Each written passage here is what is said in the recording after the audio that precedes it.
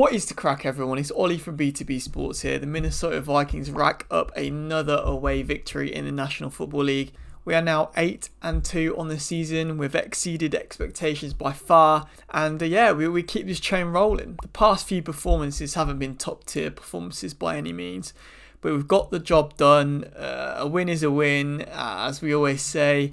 And yeah, I'd rather us win these games ugly than lose them. But before we get into the nitty gritty details of Sunday's game, I'd really appreciate it if you could whack the like button on this video, give my channel a subscription. It means everything to me. I'm desperate to hit 50 subscribers before the end of the year, and Minnesota Vikings fans who've been coming up clutch recently. So yeah, I really want to keep this going. I'm passionate about the Vikings, passionate about Chelsea, and passionate about sports in general. So yeah, the B2B Sports podcast is the place to be, guys. But let's get into it. Dalton Risner came into the offensive line. It was a bit of a surprise call, to be fair. It came late in the week.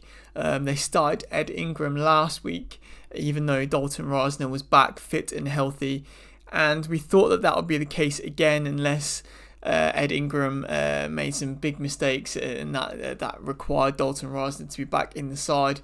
But nope, they made the switch midweek. He was back in, and good to see him back. It's been a while. He had quite a serious injury.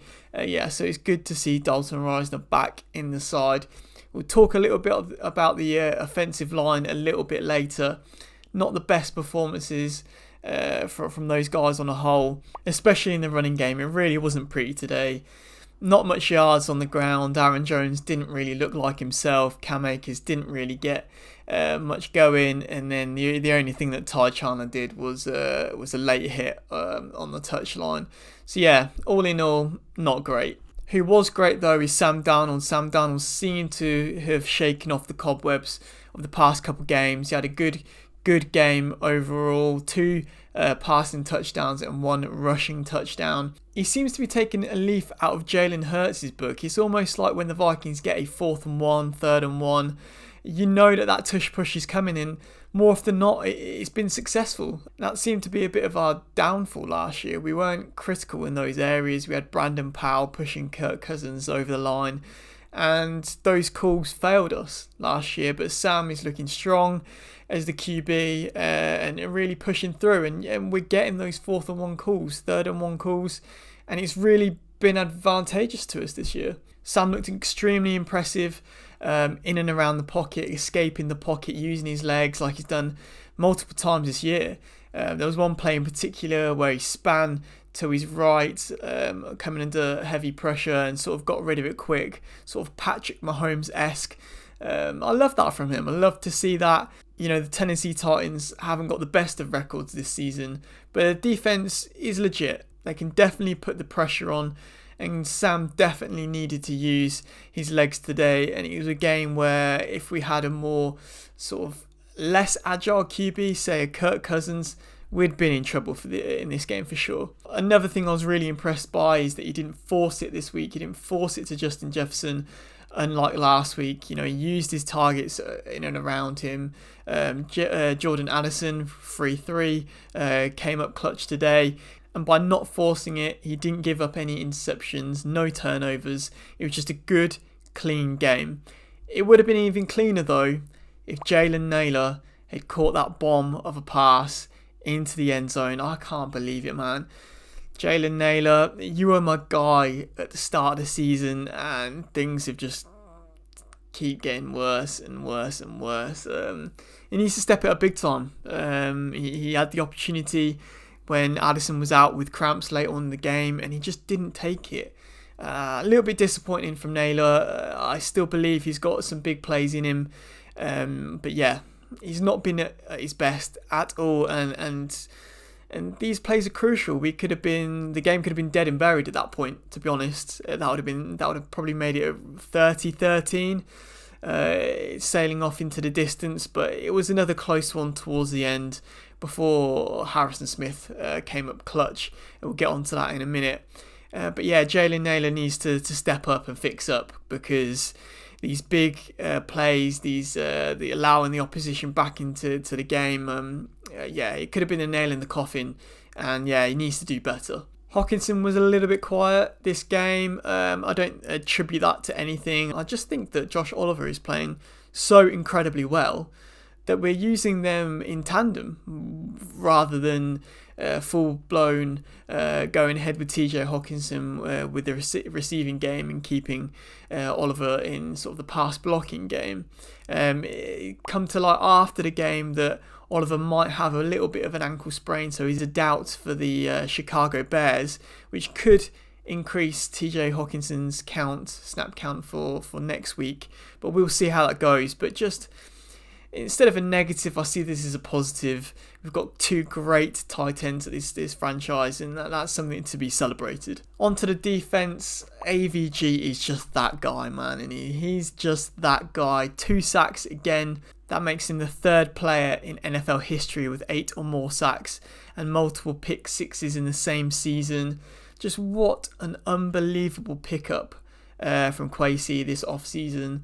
There were probably a couple of teams sniffing after him, but the Vikings secured the deal, and he's just been so impressive, man. So impressive. A very smart and calculated player, and when you have Ivan Pace Jr. and Blake Cashman back in there, it allows AVG to be even more aggressive and even more of a threat than he would usually be. AVG and Grenard off the edge, what a combo. And I kind of feel bad for Dallas Turner because there's a lot of talk about him being a bust and not getting the snap count, and sort of Brian Flores going back on his word. But look at the guys that are playing so well around him. You got Patrick Jones II that's having a breakout year.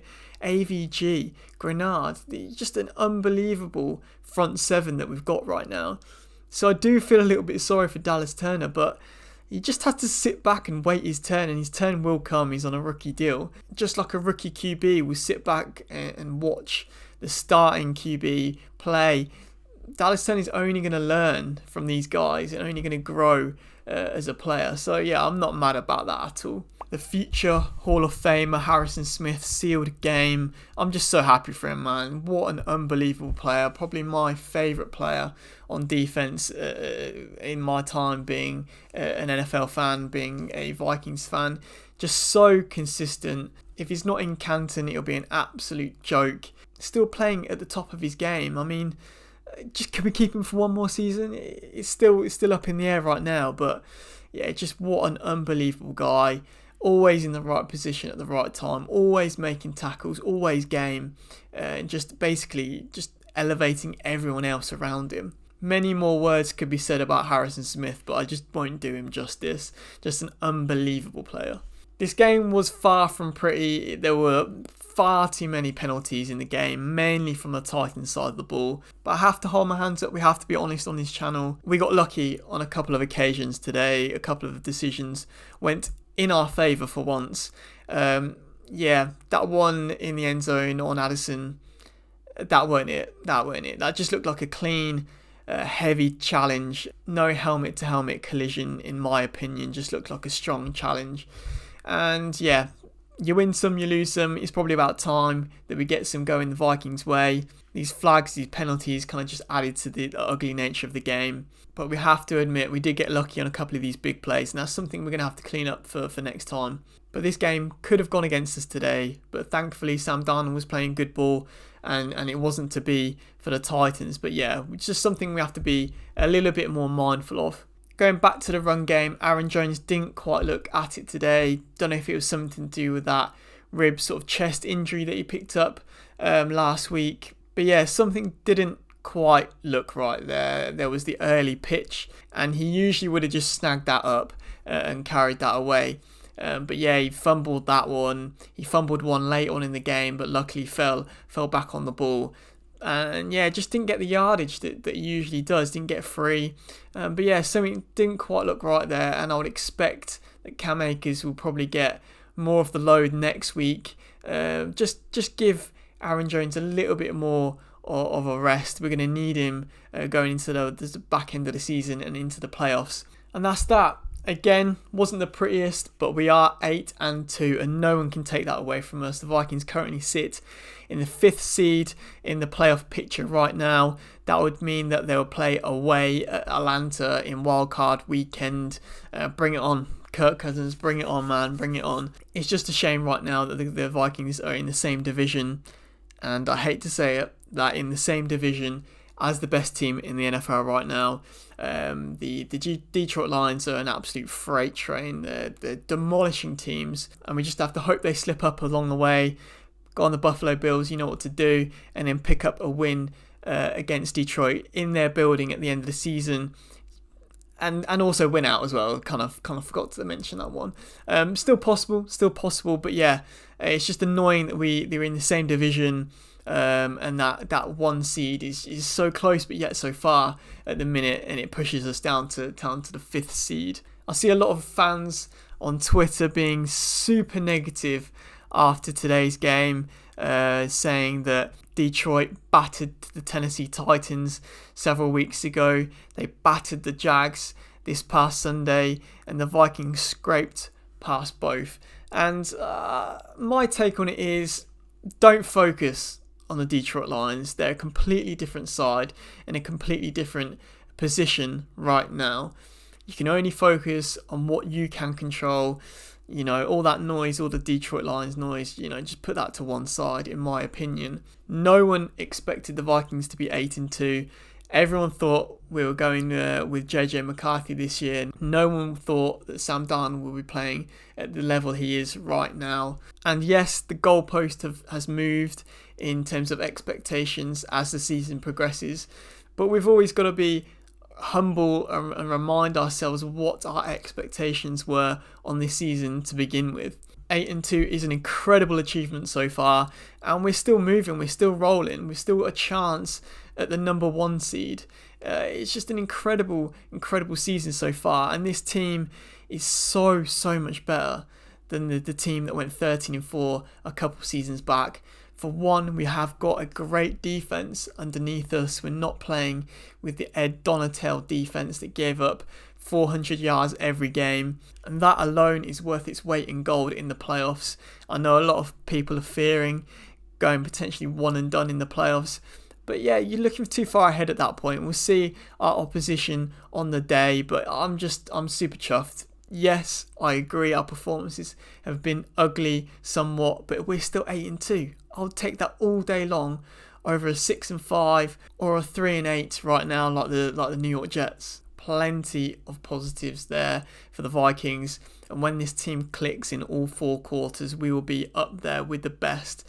You know, look how close we were to beating Detroit. We were there with them all game. I think we just have to trust the process a little bit. Enjoy the ride, enjoy the roller coaster, enjoy the season that we're having. Because it's a good one, man. It's a good one so far. But that brings us to the end of the video. Let us know your thoughts down below on the Vikings-Tennessee Titans game. The Vikings defeated the Titans 23-13. And our last of the 3 away fixtures is next week against the divisional rivals, the Chicago Bears. They battled until the very end against the Green Bay Packers. Blocked field goal, secured them the L. But, you know, it's always going to be a fight at Soldier Field, that's for sure. And it's one that the Vikings have to win. It's going to be cold, it's going to be windy, and we're going to need to be physical. But have the boys got the minerals? We'll wait and see. But thank you very much for watching and listening, everyone. I really appreciate it. SKOL Vikes, and peace out.